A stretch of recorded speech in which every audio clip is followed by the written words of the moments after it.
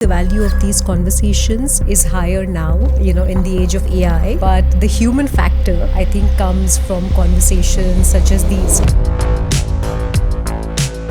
I feel the textbook MBAs are really outdated now because you have all the information in front of you. So what do you think is important for a fresh marketer today? But I think what I would definitely like to protect is the thinking work. I don't think we should be fully outsourcing. I would like to make sure that, we focus more on strategy, innovation in our day-to-day work, outsource the busy work. Marketers today has to be much more open to change, and they have to be smarter enough to understand the customers are already smarter than them. Job security, I think, is already a thing of the past now. No professional should be demanding or expecting job security. The direction that you can build security is skill security.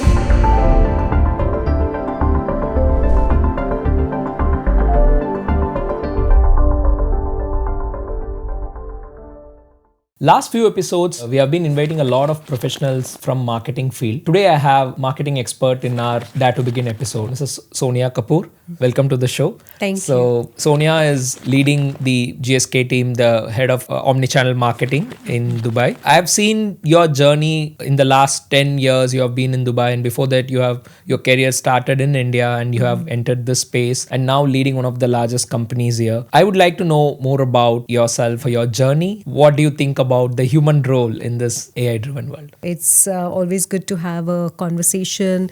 Like, I was just mentioning, I think the value of these conversations is higher now, in the age of AI. Because, of course, if you want a leadership lesson or if you want a marketing lesson, you can just go to ChatGPT, right? But the human factor, I think, comes from conversations such as these. So I'm really looking forward to diving into today's conversation. And a little bit about myself. Like you said, I've been in Dubai now for the last decade. I was in Unilever for the last 13 years of my career. Which is, of course, an FMCG company. And then I pivoted to GSK, which is a pharmaceutical company. And I'm currently the head of Omnichannel Marketing there. So, of course, it's a new-ish world, and I'm really excited to be in marketing in this moment, because it gives us, we're at that inflection point where professionals like us will really define how, sort of we go into the future together. So Right. For me, I think it's a very exciting time to be in marketing, to have access to all of this innovation that's happening around us, to really, be the pioneers and innovators, to set the tone, maybe for the younger generations and for, the period that will follow this. So looking forward to today's conversation. So let's start a conversation with this one tagline that you also carry, omni-channel marketing. Yes. Because I've been listening to this particular term, at least in the last couple of years, more often than before. So what is omni-channel marketing? So because a lot of people have a different context to it. So Yes. what do you really, because I can see a lot of people tell the future is omni-channel marketing, like you have to be consistent across. Yes. So what is omni-channel marketing according to you? So very simply put, omnichannel means, it's a consolidation of all the channels. There's a little bit of a different definition when it comes to e-commerce, right? So for example, in the e-commerce world, I would say omnichannel, stands for a phygital experience where you can sort of, browse online, buy offline, or browse online, and the other way around. So that's omnichannel in the e-commerce world, where, of course, I think even when I was, in my previous roles, we had identified that, just isolating, digital or, the in-store experience doesn't work. You have to, the consumers don't sort of think of these two as isolated channels, but sort of bring them together and have a more harmonized experience. And in the context of the pharma industry, omnichannel stands for, again, right from the face-to-face interactions to digital interactions, to events and experiences, right? How is a brand or business able to make sure that there is a consistency of experiences across all of these touch points? Right. And I think that, very simply put, is omnichannel marketing. The rise actually happened during COVID, right? Because Okay. before COVID, the adoption was lower. There was a lot of, hesitancy in adopting, online channels. But of course, COVID gave us no choice. And, like we used to famously say, progress was, of decades was made in days, right? Progress worth of decades was made in days True. during COVID. But I think after COVID as well, there was a growth in digital. So digital sort of, has matured. But what I see happening now is a resurgence of face-to-face or real-life experiences. Okay. So I feel people, and I, irrespective of whether they're your customers or consumers, I think people as a whole are really looking for, these sort of experiences that, sort of bring people together, that are out of the ordinary, where there is something new, Right. something exciting or different from just sort of looking at a screen all day. True. I really do believe that, that is going to be the next big frontier of, omnichannel marketing. So, whether you're in pharma, whether you're in e-commerce, whether you're a brand, any sort of a business, I feel that, the next big thing is going to be events and experiences.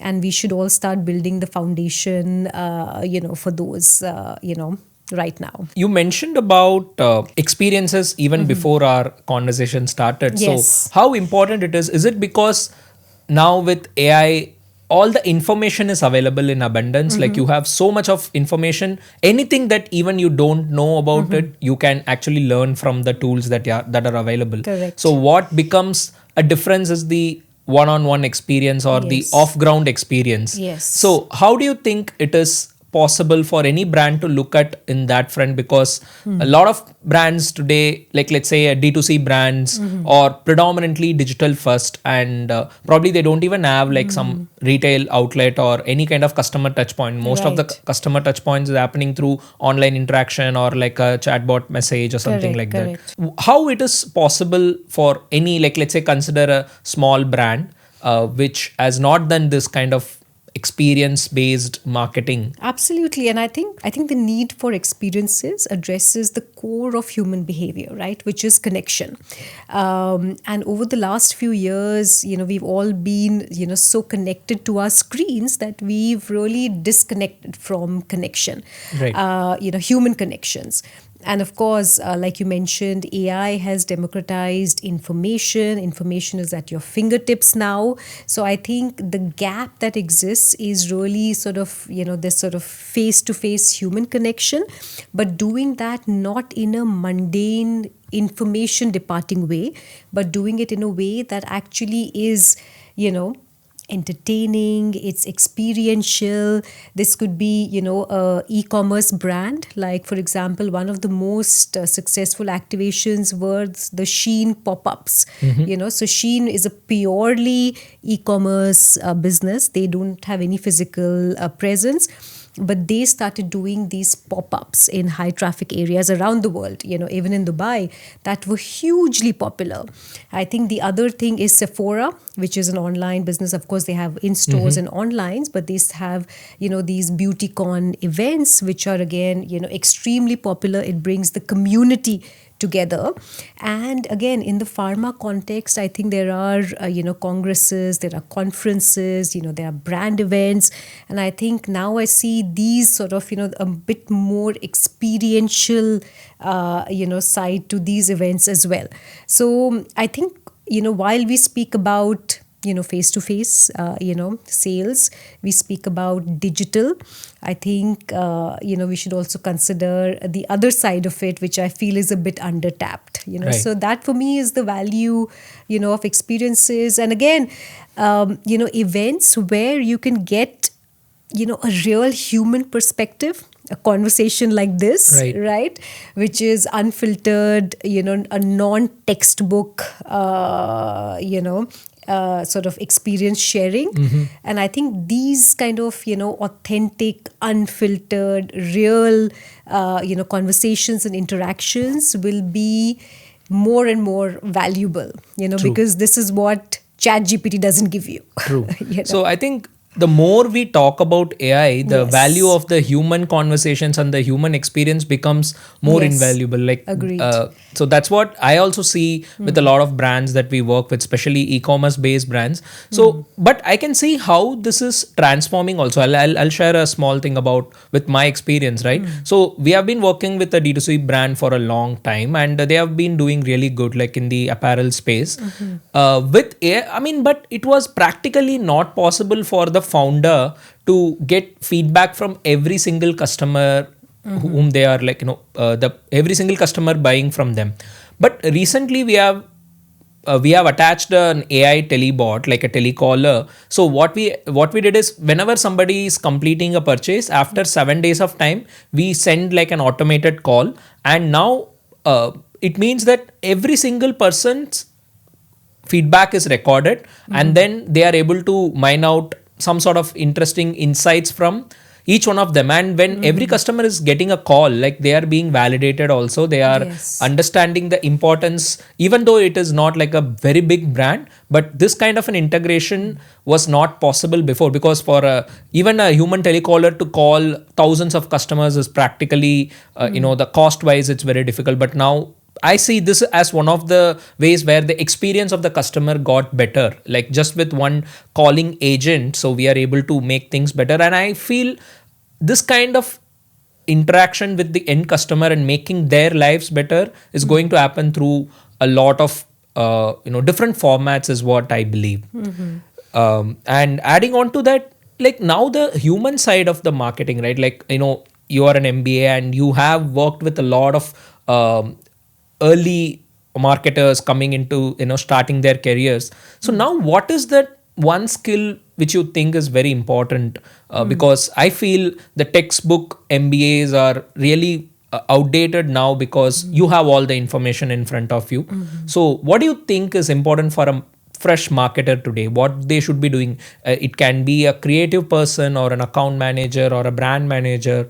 What do you think is something very valuable right now? That's a great question. And I think it's also a $1 million question, right? Because I see, a lot of people asking, thought leaders, people who are like, global experts. I think this is a question on everybody's mind, what is going to add value to the younger generation? What are the subjects and topics that they should be, focusing on today? So I think, if my perspective, from my lived experience over the last few years, is to really focus on skill building. And what I mean by that is not, a textbook skill, right? But a real life skill, right? Because somebody who's a subject matter expert or a specialist, right, today, they can actually multiply their skills with AI. Right? So imagine if you are a digital media specialist, right? Or, say a video producer or a graphic designer. What you can do with AI is actually, tenfold more than somebody who is untrained, today, So I think, you should focus on sharpening your skills and augmenting it, with, new tools. Be hands-on, be open to learning, have a growth mindset. And I think the only thing that I see changing in the future is that I think over the last decade, professionals were sort of comfortable with chasing the so-called job security, right? So I do feel that, in the future, job security, I think, is already a thing of the past now. There's no professional should be demanding or expecting job security. But what can give you, the direction that you can build security is in actually your skill base. Right. Right? So have your skill security, because if you do that, there are more avenues that are sort of, open for you. It could of course be in your current company, right? It could be in a different lateral industry or organization. It could be towards entrepreneurship as well. So I think let's focus on building skills, experience, making sure that we're making use of all of this innovation that's happening around us and for ourselves, because today there is no expert who can really tell you use this tool or that tool, right? Because everybody's on the same Right. playing ground, like the sort of the field has really leveled out, right? Everybody, whether you're somebody with 2 decades of experience or somebody with 2 years of experience, you're all new to the world of AI, right? True. So I think it's going to be your ability to be hands-on, to sort of discern the value for yourselves and then showcase that value to your organization, your business. I think that is going to be a key skill, right? So yeah, be open to learning and just chart your own path. I think it's a great opportunity for everybody now. This equalizer, this is like an industry equalizer. Yes. Like, as you said, like somebody with 2 decades of experience, 2 years of experience, or Yes. even like 2 months of experience kind Yes. of have access to the same kind of Yes. tools, and information is no more the challenge. Like anybody can learn any skill, but how they are actually augmenting and orchestrating the kind of tools with us is something. I also feel like, I'm from the strong agency background. I see, because we interview a lot of people, right? Like Right. I'm getting profiles with 15 years of experience in design, 20 years of experience in, like, let's say, agency. But the kind of, the lengthy resumes, the kind of work that you have done, apart from whatever innovation that you have done in a career, all the technical skill kind of is narrowed down to a small percentage of evaluation, because Right. now the possibilities are very big. Are you up to date? Are you actually updating yourself with every single updation that is happening in the industry, be it any kind of a role, right? So those kind of things becoming very valuable, and on top of it, what are you adding to it? Like, as you said, if with utilizing AI, are you able to do 5x or 10x better than your previous roles, is what, at least from the agency side, we are looking at. Like, because some of that, a lot of people, they are very good at what they do, but they are not probably trying to expand into other avenues. For example, a graphic designer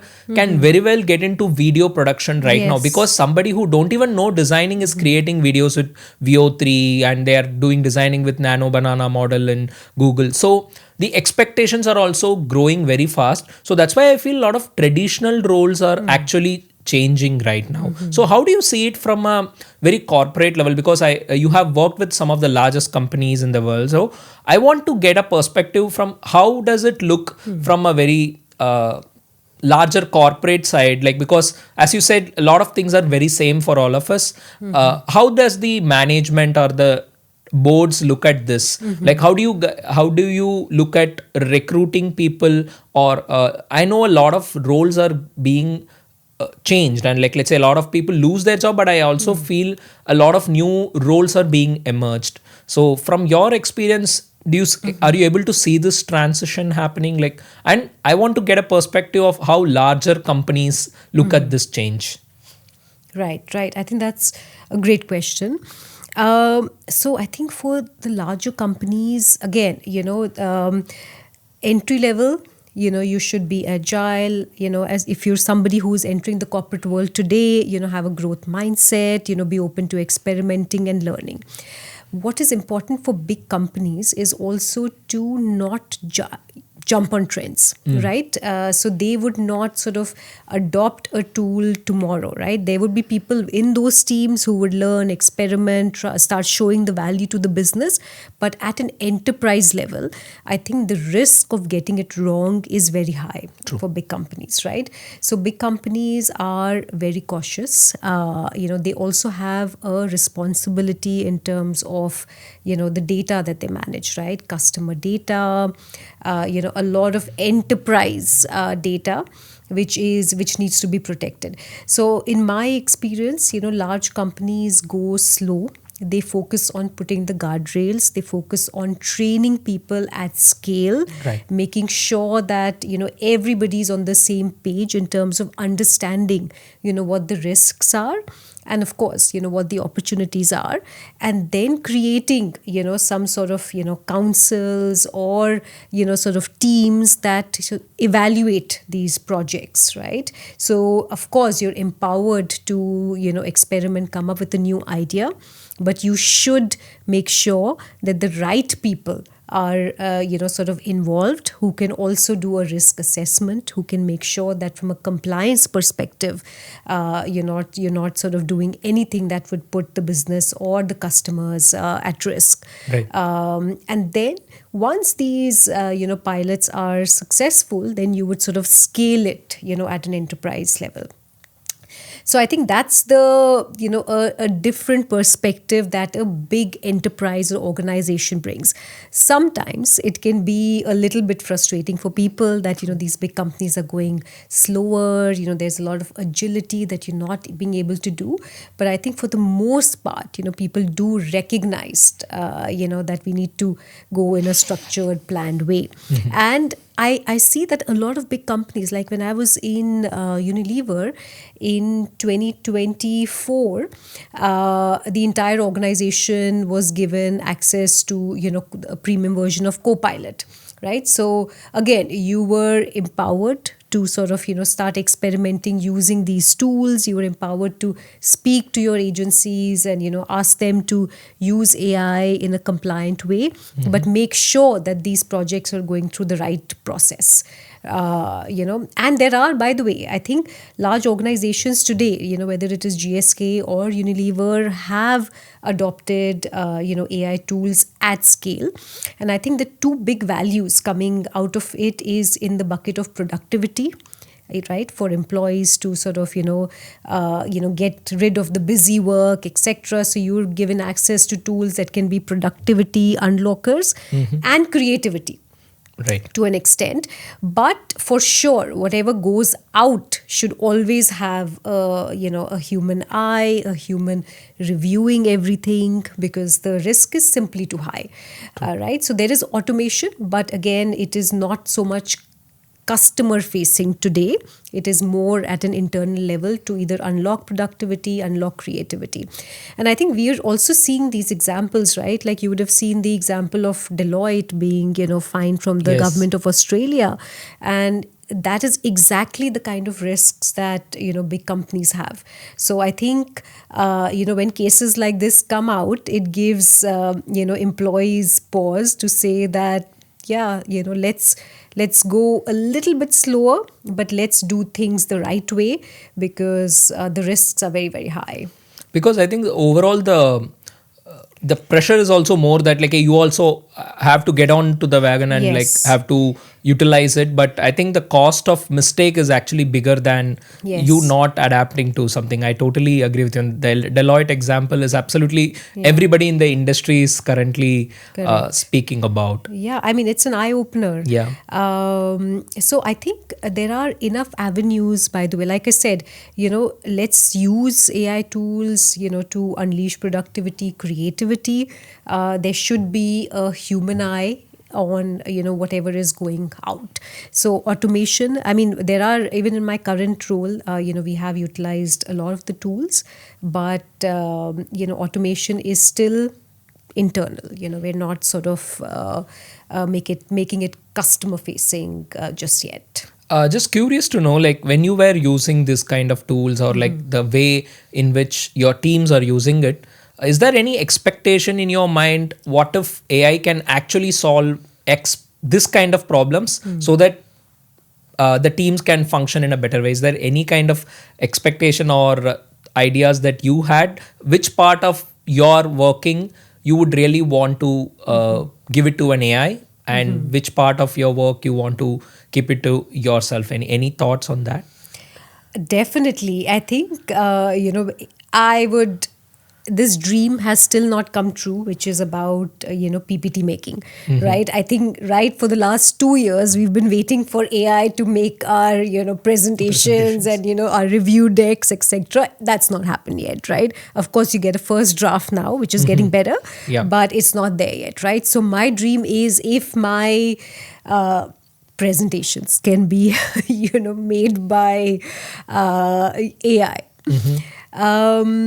And also, I think some of the value that I'm already seeing is, for example, writing summaries, creating first drafts, coming up with ideas, right? So you're not starting with a blank page anymore, right? Like earlier, I remember, just sort of sitting with a empty Word document, trying to start. That's no longer the case, right? Right. So that there itself has sort of, given, a sort of a benefit Right. on productivity. But I think what I would definitely like to protect is the thinking work, right? Because, in terms of, strategies, I don't think AI is today, we should be fully outsourcing, strategy, innovation. We can take the thought starters, but I would like to make sure that we focus more on strategy, innovation in our day-to-day work, and outsource the busy work, to AI, right? Yeah. Follow-ups, making sure a deadline is met, sending a reminder, Follow-ups, yeah. or just sort of, creating summaries, data analysis, coming up with some sort of thought starters on, data analysis, pointing out to some hypotheses that you can use as a starting point for, coming up with insights and actions. I totally agree with the presentation point. Right now, there are some tools like Gamma, which actually gives you the first draft, like it Yes. actually puts together your points. But Yeah. I think it is getting better, and definitely the follow-up point is also very important, because in this busy world, like, for a leader to, or any kind of people leading a team, it's very become difficult, because they would have assigned some particular task probably 2-3 weeks back, and probably they themselves forgot about that particular activity. I think this happens Yes. quite often in the corporate world. So that's like a very valid point. So now, in terms of the changes that you are seeing, like you said, the creativity and the productivity is getting better, like especially in the marketing teams, the AI tools are playing that role. But what about the customer interaction? So the market research kind of is still more human, and the one-on-one conversations that happen with the end customers. So how do you at least do it? Like, what are the best ways in which probably AI can be utilized, or support the existing teams in making better? Because the online research is possible with a lot of tools that are available,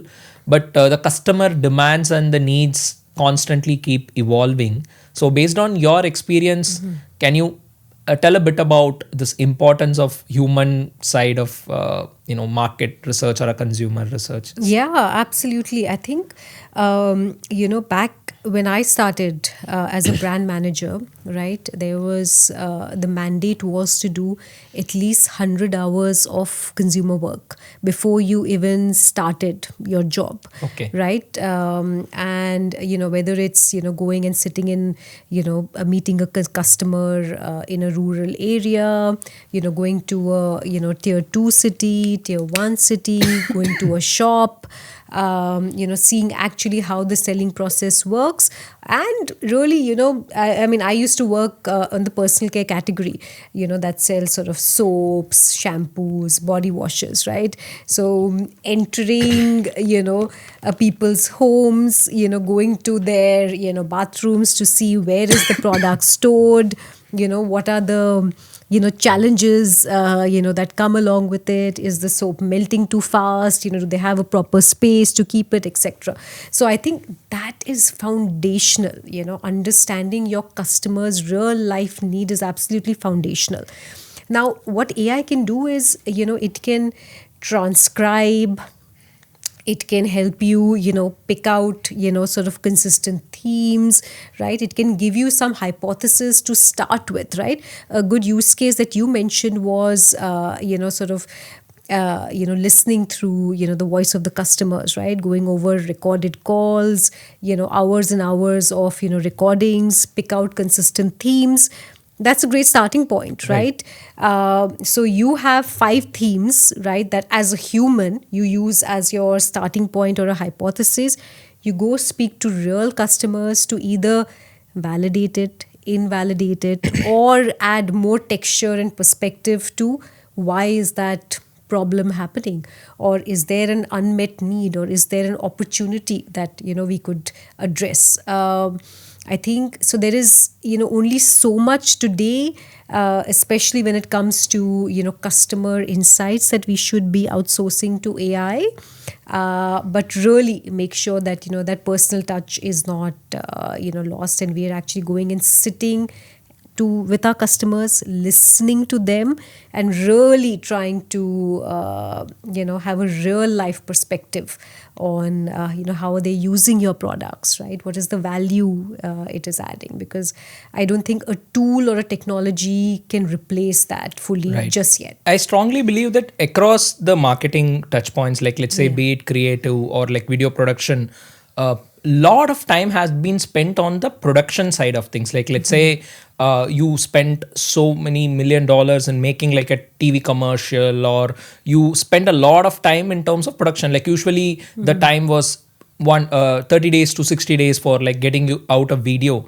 But if you see the entire thinking side of the pre-production side of things were narrowed down, or like shrunk to like let's say a few days, or like let's say 1 or 2 weeks. But right now overall, with the advent of AI, what I also strongly believe is that the production time is actually getting reduced, because AI is doing the job for you. The thinking time, the where you are actually mining the insight from your customer, because now you're talking to more of them, because your time is going in interacting with your customers and getting a better insight. So the thinking time is more of for the humans to use for, and the production time is like because now you have so many tools to make things in a faster way. So that can be given to the AI. But the thinking is now the human have space and mindset to give their bandwidth to interacting with the customers more. Right. Absolutely, 100%. And I think it's in production, of course, it's the time that's been unlocked, and also budgets, right? So earlier, TVC used to take, I don't know, like a few $100,000 to produce, right? So now I think that has, that's been cut. But of course, and I don't think that that cut can be compensated by the volume, right? So for that same budget, you can actually be producing more content, right, with the same amount of production value, with sort of addressing different consumer segments. Where in a budget where people were doing one film, at least now they are experimenting 3-4 different hooks, or 3-4 different narration to address 4 different category of customers. I think this is happening already. Even the briefs that we receive from the brands are also very specific. Like let's say I see a lot of things happening in multilingual, because now the brand is expecting, like let's say, because now even Facebook has released a couple of days back that the creators can actually translate their content with lip sync in 4 different languages, right? So now I think we have already started doing it. Like let's say for a national brand, we are doing a content in Hindi, Malayalam, Telugu in India, like multiple different languages are the expectation. So, but the budget was not increased too much earlier. Like let's say each one of it has to have like a different production team. But now only with some of the cultural insight differentiation, we are actually doing it with the same team in a same stipulated time. So that's happening already. Absolutely. I think what you just mentioned enables a better choice to the user or the audience, right?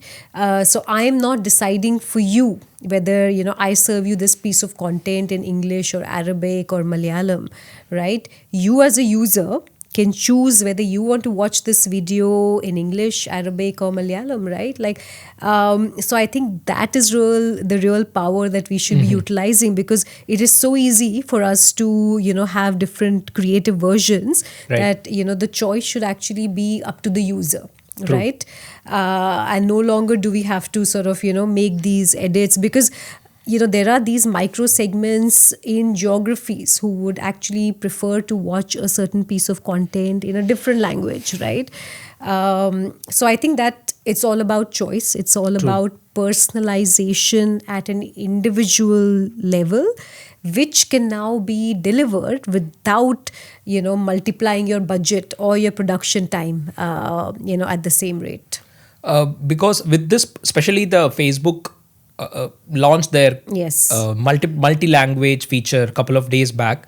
What I feel is with this, somebody sitting in UAE can actually consume a content creators production which is coming from a village in India, or vice versa, right? Like now language is no more a barrier. So I am assuming a lot of Indian creators will go viral across the world and vice versa, right? Like now people are watching Mr. Beast content in already in the local languages. I feel this will happen for every single creator and producer out there, because now this will be a game changer for a lot of global brands, right? Like because their communication is going to be seamless, and because of this particular language barrier being broken, a lot of cultural shifts I feel would happen. Like so that would open up a lot of different kind of industries to enter in each other's market. Like already in India, like the Korean culture is there, like people are using a lot of different K-pop stuff, and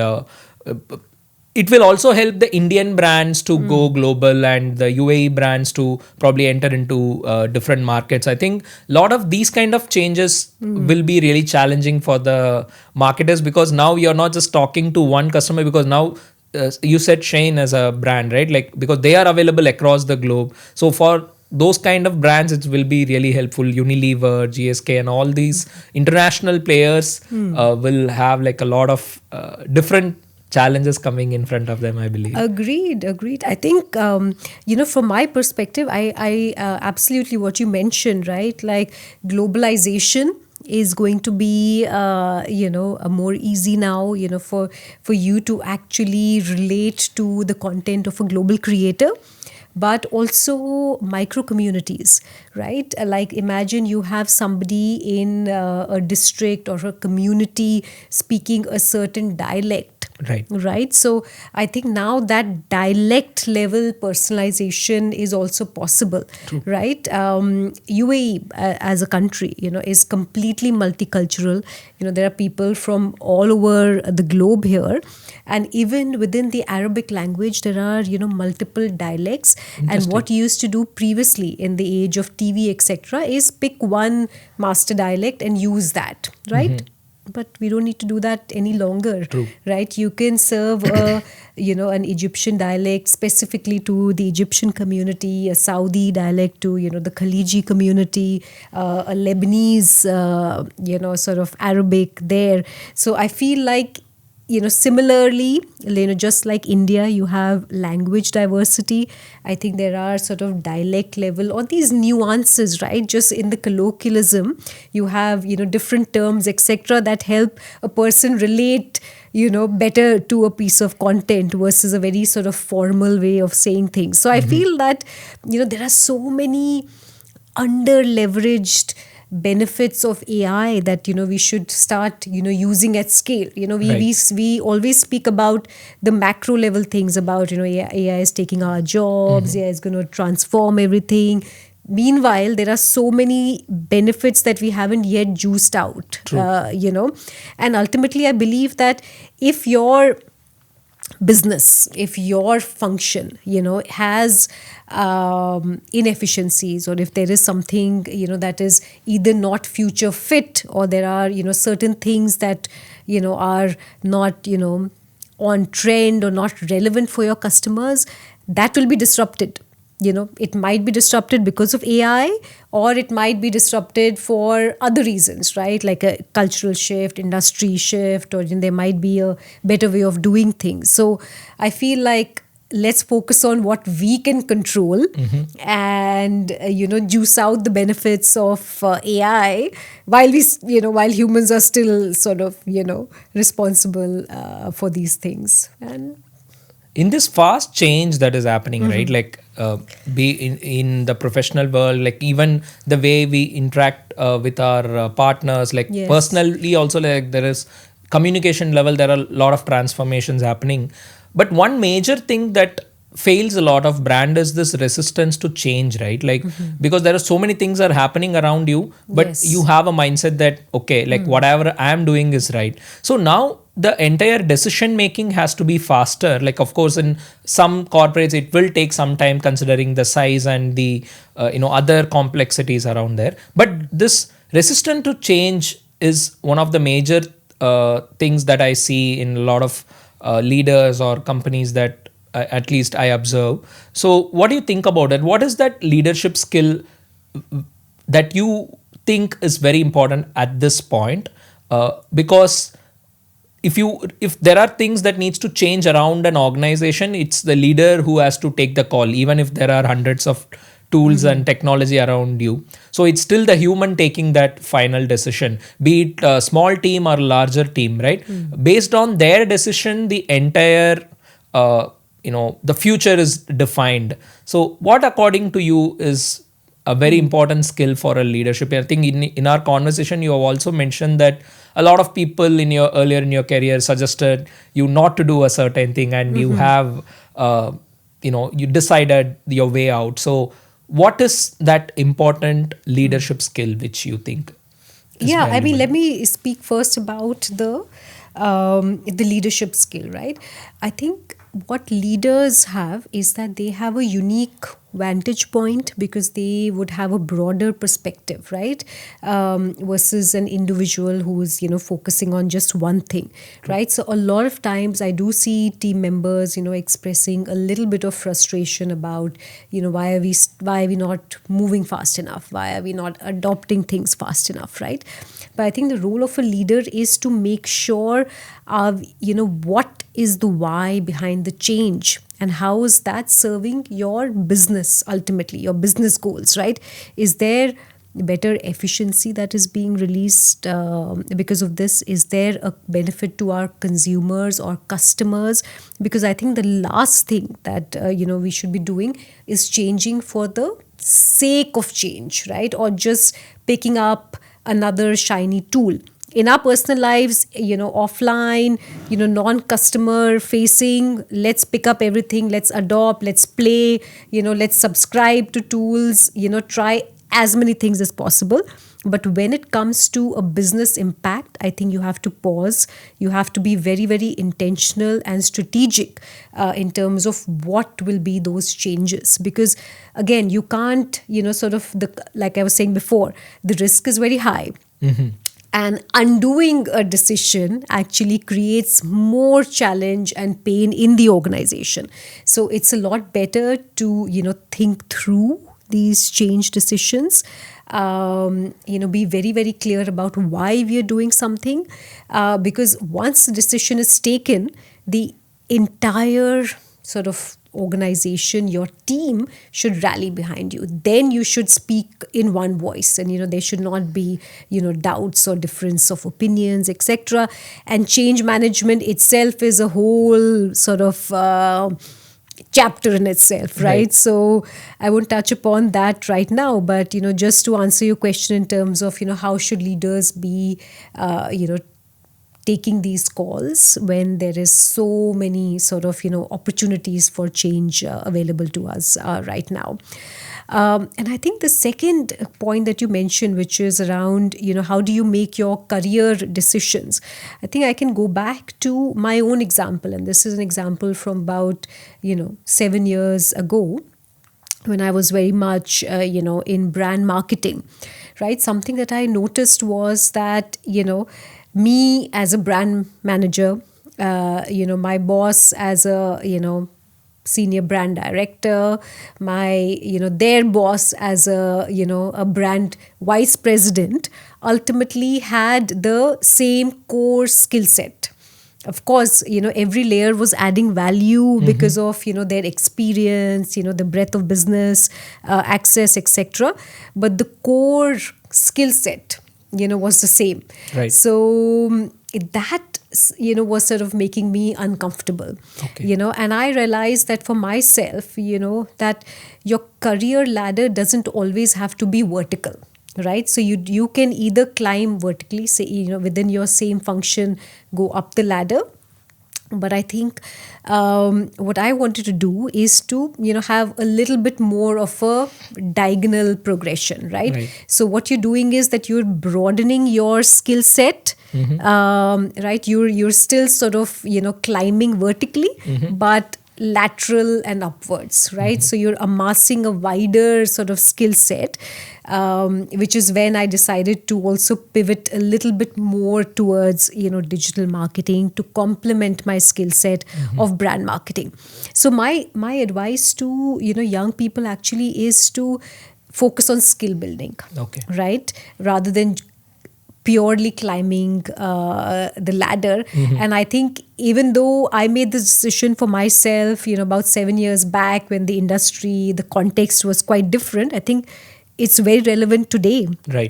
Right, because if you're just moving vertically, you're narrowed into a tight skill set. Right, but if you have a more sort of diagonal upwards progression, you're broadening your skill set, and ultimately you're opening yourself up for lateral moves. You're opening yourself up to a potential path to entrepreneurship, or anything else. And I think it's a more sort of enjoyable experience. You get to learn, you are more agile, you have exposure to a broader functional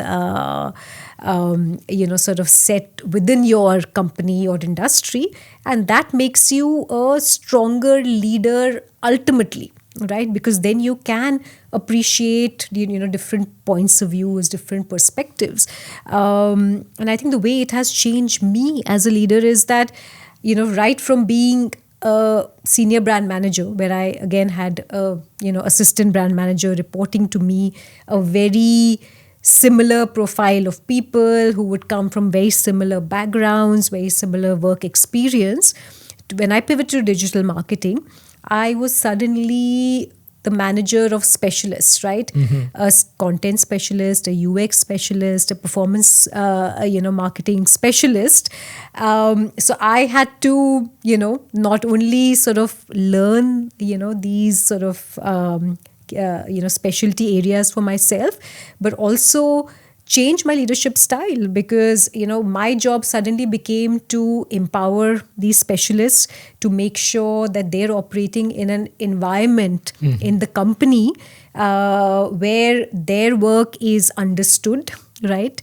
They're adding value to actual business goals versus just a functional KPI meeting. So I think it does force you to change, and it's been a very enriching journey, even though it was seen as a an unconventional or a risky move, because suddenly I was out of that vertical growth path to something different, which was very where my next promotion was uncertain. So I think a lot of people who have predicted this a couple of years back, they're actually leveraging the change that is happening right now, just like you, right? So I feel like having this generalist mentality is going to be like one of the key factors in today's age, because of course specialists will always have that edge of going deep into a particular subject, but being a generalist allows you to things in a very broader way, and also helps you to change quite faster. So that I feel is one of a very important role, especially if you're a fresher entering into a space, like if you're being like an all-rounder trying to understand a brand or a market from a very broader perspective, instead of like, let's say I will only do performance marketing or I will only do designing. So at least in initial few years of your career, you should know everything, that how does it work. Like let's say if you are somebody who are able to understand the entire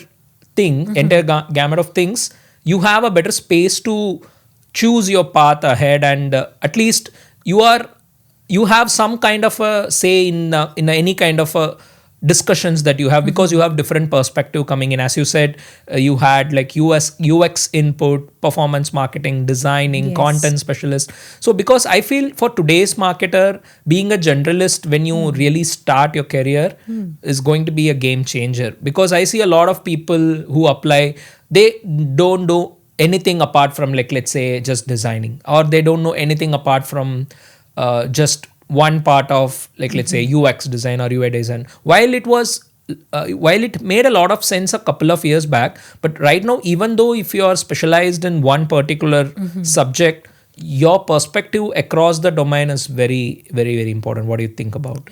Absolutely. I fully agree.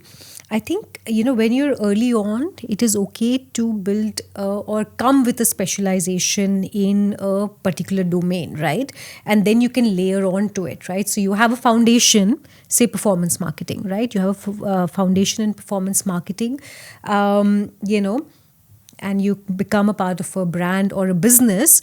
Add on to that, right? Like start making intentional steps laterally, right? Understand the creative side of it, right? Understand the business side of, e-commerce as well, right? Because you cannot be a strong performance marketer unless you also understand the e-commerce business fully, right? Like understand merchandising, right? Understand the listing process, understand the P&L, right? Sit with, the sales team, go and meet the actual accounts and the customers, right? So become a holistic sort of professional within performance marketing by having exposure to your, sort of the lateral capability sets within that domain, right? And ultimately, you could then that opens more opportunities for you to grow within the e-commerce space, right? Because you won't just become senior by understanding the professional performance marketing.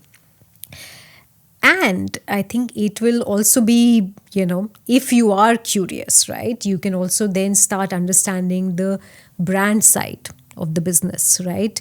Understand the trends, understand, where the brand marketing team is taking the business towards, or understand the business side of it, right? The supply side of it. So I think the avenues are multiple.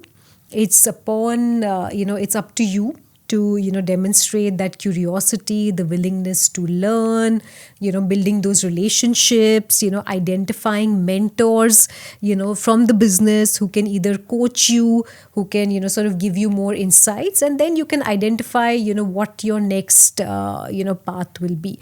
But definitely come in as a specialist, yes, but with an aim to sort of broaden your horizons, get more exposure and experience to the larger, business context. Do you also think the KPIs of each role or the KRAs of each role would evolve? Because as you said, I mean, a role of a designer was initially, at least from a designer's perspective, it was always to, okay, let me do like a good looking, aesthetically looking design. Or from a UI designer or anybody for that matter, like they are focused on a specific KRA that given to Right. us. But right now, all the activities within the departments, it's should always be impact focused. Like, let's say usually the impact or the outcome is calculated, or it's being like a KRA for the leaders in the team or the C level people in the team. But do you think, like, because of AI and like everybody is capable of doing more, do you think everyone should be focusing on the impact and not just on when I mean impact, like more of a functional result, not just any kind of like a creative result or something like that? Absolutely, 100%. I think you nailed it. I think we should, because let's speak about a creative, right? A creative is only as good as the results it generates, right? Which is also, I think, the benefit of, when you have a in-house creative team, right? Like in one of my previous roles, I was in charge of an in-house creative team as well. And I think my job as a leader there was not to, show them how to do their job better, right? Because of course, they're the subject matter experts. But it was to make sure that exactly what you said. The creative is serving the goals of the brand, right? The creative is actually pushing engagement forward, right? The creative is actually cutting through the clutter and giving us that the thumb stopping impact, which again is not just a creative work, right? But it is also based on it needs to be more data driven. Even a creative should be able to look at the performance of that creative and say a headline or a call to action in that creative perform better versus the call to action in creative B, and therefore this is how we are going to sort of scale, right? So Great. I think the data driven, the impact mindset, and the ability to test and learn should be embedded very, very strongly in creative teams, right? The creative should not just be about an aesthetically pleasing creative, but they should be able to um, guide the business on what works, Right. right? Like that will make a very, very strong creative person. Correct.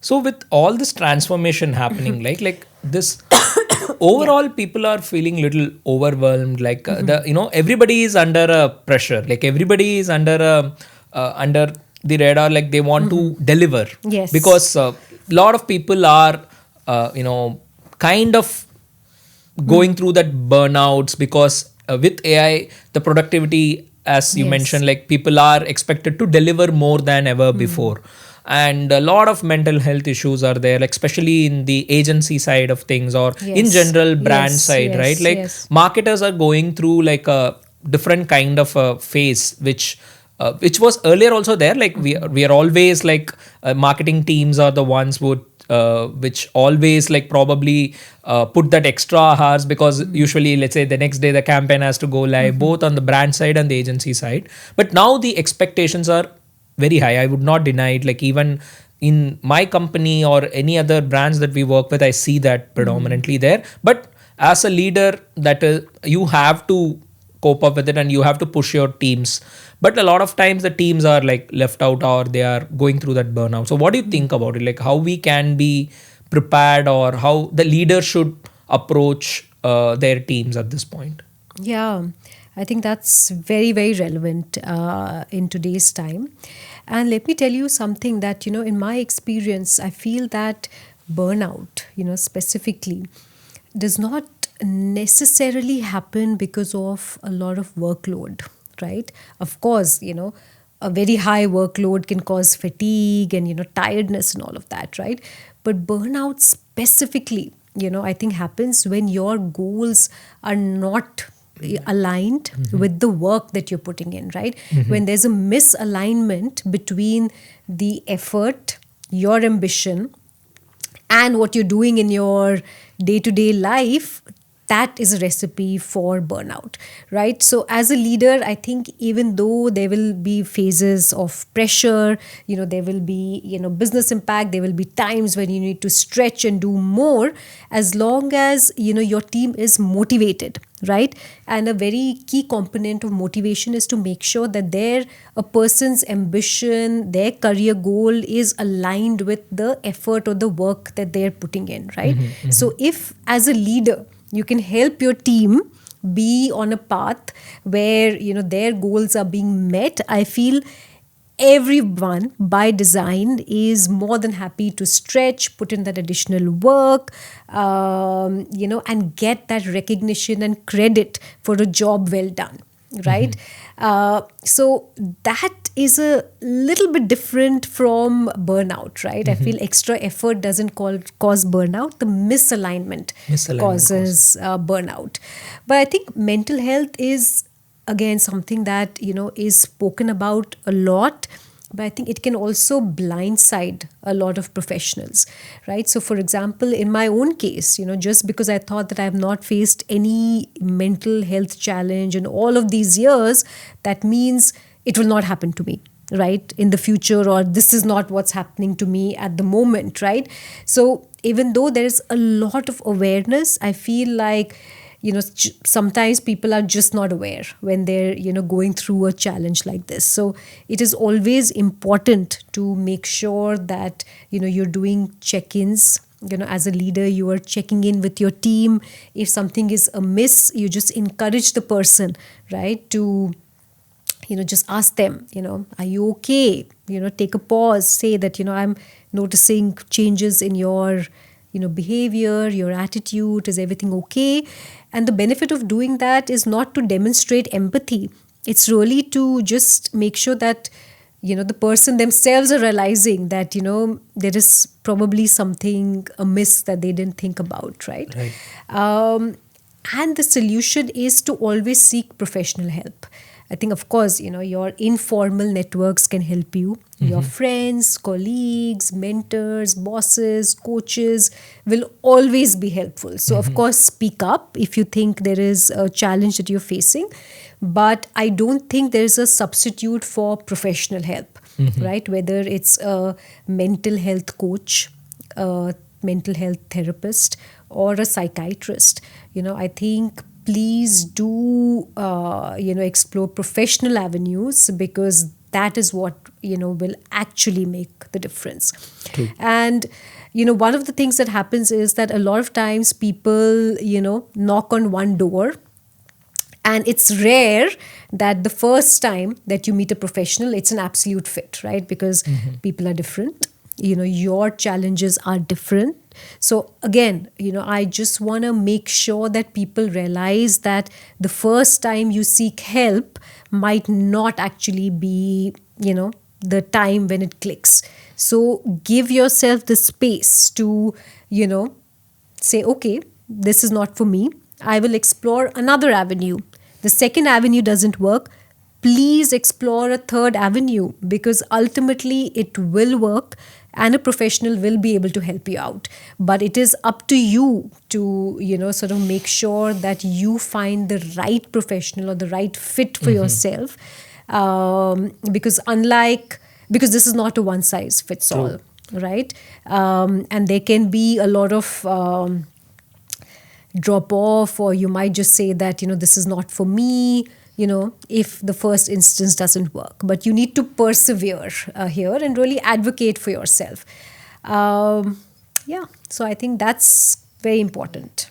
Great. So I also think that's where AI also comes into play, because right now I read an article a few weeks back that because there is a lot of people out there, and only like as per data, only 0.5 percentage, 0.5 doctor is available for every 1 lakh people out there, Right, especially in the mental health professional. So that's where a lot of AI driven apps are coming in, which where you can actually interact with, like there you will see a lot of people having a AI mental therapist, which is almost if not 100%, it is going to solve at least 80, 85 to 90% of your problem. So probably a lot of AI led health services are about to come, and probably that will have like a lot of change. That probably like that is one kind of 100%. And they could actually be the first layer, right? True. They could be the first interaction, the first touch point. And if you're lucky, it will help you, address your challenge. If not, it will give you the confidence to take the next step, and see a doctor or a medical professional. But absolutely, I think it's a gap that, AI and technology, can help fill for sure. Amazing, Sonia. So I had like a lot of different answers from your side. Like now we are in the last segment of the conversation. So I have a few questions more. So I want to know what comes to your mind. Like, let's say if I ask today's professional, what do they need? Like, let's say we have discussed this in depth, but according to you, like if there are like few things, like 3-4 things that comes to your mind, what does today's professional, maybe especially a marketing professional, need in this era of AI? I think you need an open mind. You need to have a growth mindset. You need to have the right attitude. You need to create the time and space for yourself to have a hands-on learning and experimentation with AI tools. And number 5 is be intentional, be strategic minded to know, to sort of separate the,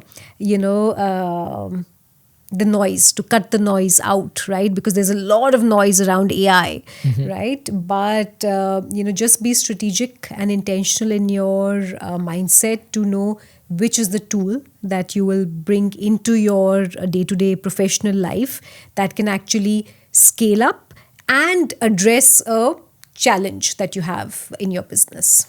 Great. So another last question is, what kind of tools are you currently using, especially in your maybe in your personal and professional lives?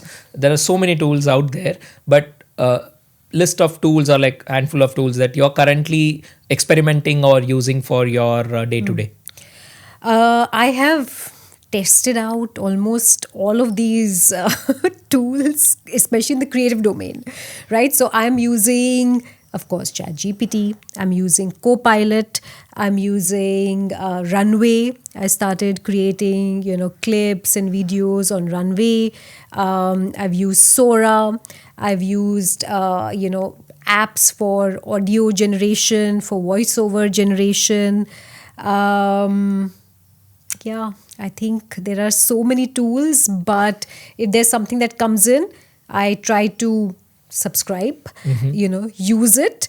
And if it's great, I keep my subscription. If it's not great, I cancel the subscription, move on to the next. Amazing. So I think the faster experimentation actually helps. So the 11 Labs is what we also use. And there are a bunch of other tools that we are integrating. Like, let's say we use Kling, like Runway is another great tool. Kling AI is what like we are currently using. And apart from Kling AI, like there is another tool called like VO3 is again very good. VO3, Nano, Sora too right now. Yeah, absolutely. So, I mean, I use all of these in the same thing, and I also discovered this app called Suno.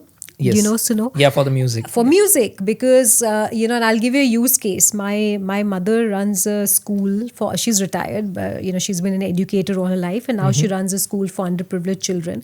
And she was really like stressing out. She said, I have a big, function coming up. I wanted to create this, nice song for the children. I was not able to do it.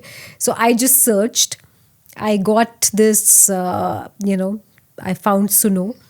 I literally, while we were having dinner, and she was telling me about, that she's so stressed. She's not been able to prepare for this annual function. I literally prompted and created an amazing, song. Like, I was mind blown. It was like a Bollywood production style, full song that got created in a few minutes, right? So I think it's not just for marketing professionals. Yes, totally. My dad, who's 70, is now using AI for stock trading. My mom is using ChatGPT for her, daily work, creating, plans for lesson plans for her teachers, giving directions, creating music for annual functions. So I think, irrespective of who you are, there is a place and a application for AI to help you in your daily life. So, let's just make the most of, the technology that's available to us. And thankfully, it's cheap right now, right? It's a consumer's market, right? So it's a user's market today. So we have the benefit of all of this great technology at pennies right now, right? So, we should all be encouraged to use it. I feel like as you said, it's not just for like one set of professionals or like people who are in the corporate. Like this is for every single individual. Like just like the way how I saw on data, I think few days back that 800 million users across the world, ChatGPT has achieved in less than 3 years, which actually took for the internet, the number of internet users to reach around like, let's say, I think more than 15 years or something. So now ChatGPT has achieved it much faster. So which actually makes the fact that we have this kind of tools available for everyone. And moving forward, like the latest, AI glasses, like the Meta Ray-Ban glasses that actually got released few months back. So with things like that, this adaptation of this AI tools into the real world is going to be more seamless. It's going to be available for every single one. Absolutely. And 100%. And I think that really brings me to the point that, your users and your customers are already there, right? So Yeah. for a marketing professional, you need to understand that now your users and your, brand buyers and customers are already exposed to all of these tools. So if your production is shoddy, or if you're falling short of, delivering anything less than a brilliant personalized experience, consumers are going to call it out, because Totally. they're already exposed to all of this, technology in their personal lives. Your father and mother are the real Yes, examples. yes, Yeah. absolutely. 100%. 100%. Amazing. So the marketers need to be much, much smarter Yes. in today's age, because your consumers are already smarter than you and they Yes, are trying out yes. everything out there. 100%. Absolutely. Amazing, Sonia. So thank you for all the valuable inputs. I think that kind of summarize our entire conversation, that marketers today has to be much more open to change, and they have to be smarter enough to understand the customers are Right. already smarter than them. They are trying Yes. out multiple stuff. 100%. Thank you so much for your time. I Thank hope you. the viewers would have taken a lot of valuable points from this particular conversation. Hoping to do more with you in the future. Thank you. Thank you so much. It was great speaking to you. Thank you.